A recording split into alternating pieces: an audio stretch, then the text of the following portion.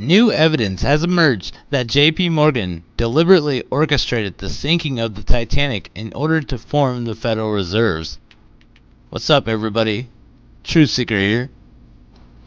In 1889, Morgan Robinson wrote a book entitled Wreck of the Titan about a luxury liner deemed the unsinkable that was going too fast in the North Atlantic and hit an iceberg, killing almost everybody on board. Anon News reports 14 years later this fictional book would play out in real life exactly down to the name, with the wreck of the Titanic, but this time it would have major political implications. Some of the wealthiest men in the world were on that ship, and some were opposed to the Federal Reserve and central banks. Let's go through some facts about the whole Titanic operation. J.P. Morgan funded and built the Titanic. J.P. Morgan was booked on the voyage but canceled at the last second.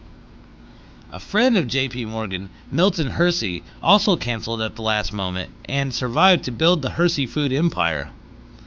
There were no red flares on board to signal any boats for rescue, only white flares that signal a party and that everything is okay. It was the first ship of its kind with the ability to seal decks electromagnetically, which could also seal people below the deck. The captain, Edward Smith, was one of the most decorated captains of his time and would have been totally out of character by avoiding precautions. The author of the book was poisoned to death a couple of years after the Titanic sank.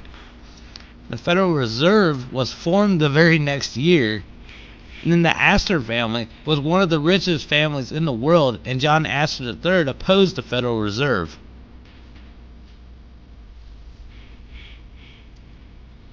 John Jacob Astor IV, the richest man in the world at the time, a friend of Nikola Tesla, and an outspoken opponent of the creation of the Federal Reserve, Astor gained his wealth in part as a real estate builder, investor, and inventor. Other prominent Federal Reserve detractors such as Benjamin Guggenheim and Isa Strauss also died on board. Did J.P. Morgan get the idea of how to kill off the opposition to the Federal Reserve from a book written 14 years prior? This was a book below titled The Titan, published 14 years before the Titanic sank. And look at the similarities. Did they hatch a plan at Jekyll Island to build a ship to eliminate the competition? Similarities to the Titanic. Although the novel was written before the Olympic-class Titanic had ever been designed, there are some remarkable similarities between the fictional and real-life counterparts. Like the Titanic, the fictional ship sank in April in the North Atlantic, and there were not enough lifeboats for the passengers. There are also similarities between the size 800 feet long for the Titan versus 882 feet and 9 inches long for the Titanic. Speed 25 knots for the Titan, 21 knots for the Titanic, and life-saving equipment. Beyond the name, the similarities between the Titanic and the fictional Titan include described as unsinkable. The Titanic was the world's largest luxury liner, 882 feet, displacing 63,000 long tons, and was once described as being practically unsinkable. The Titanic was the largest craft afloat and the greatest of the works of men, 800 feet, displacing 75,000 tons, and it was considered unsinkable.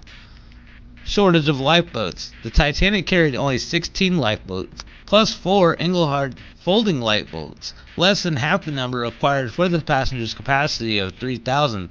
The Titan carried as few as the law allowed, 24 lifeboats, less than half needed for her 3,000 capacity. Struck an iceberg. Moving too fast at 22.5 knots, the Titanic struck an iceberg on the starboard side on the night of April 14, 1912, in the North Atlantic, 400 miles away from Newfoundland. Also, on April night, in the North Atlantic, 400 miles from Newfoundland, Terra Nova, the Titan hit an iceberg while traveling at 25 knots, also on the starboard side. Sinking.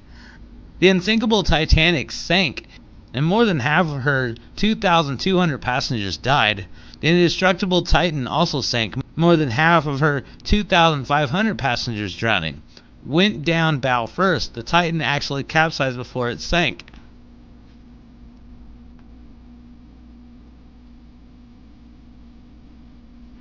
There really is a lot of similarities here, and there's no telling at times like this, the things people were able to get away with. There wasn't, satellites, and there wasn't people with smartphones, and there wasn't, too much anything for people to actually communicate to. These people were out in literally the middle of nowhere, out in the middle of the ocean. Anything could have happened to that ship, and all we know is the stories of the people that were supposedly survivors.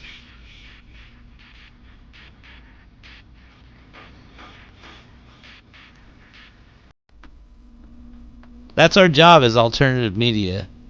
And that's your guys' job as critical thinkers. It's very serious times that we live in right now. Right now, the decisions that we make and the things that happen are very, very important to our future right now.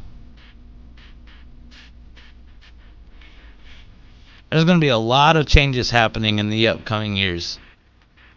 We're seeing a lot of it actually happen right now, but this is still just the tip of the iceberg. No pun intended there. But we're definitely moving to a more positive direction, I can see. And I am proud that so many people are awake and joining the bandwagon here. So we got a country to save. So it's our jobs and duties to expose all the corruption that happened, even if it was in the past, like this, for example.